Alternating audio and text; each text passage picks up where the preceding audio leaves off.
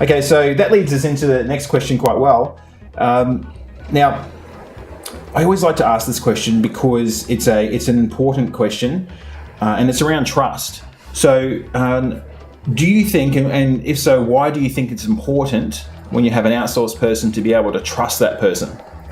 Oh, this is a critical to us. Being in the business we are in, we're dealing with people's personal information at all times, and having reliable people and people that we can trust is paramount to the way we operate. A lot of the information we have is highly confidential. Yes. In all honesty, we don't provide outsourcing with confidential information. But should something happen, it's critical that we have a relationship with somebody that we can trust, and that the protocols are in place to protect that data that's out there. It's critically important to us. I couldn't stress that enough. Yes, and I've said this many times before. If you had an Australian employee, and this isn't anything against a local Australian employee, but a lot of local Australian employees, you could have them working for you for, let's say, X amount of years. And I've heard many instances and experienced several times instances through other businesses that I've run where people have gone and collected that data, and they've taken that data and they've then gone and used it to their own advantage.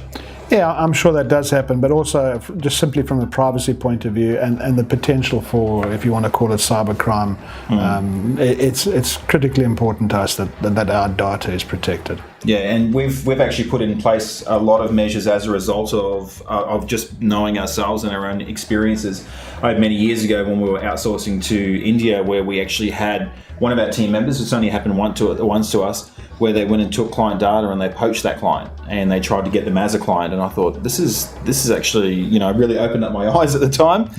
Because we were outsourcing ourselves before we offered it as a service for clients.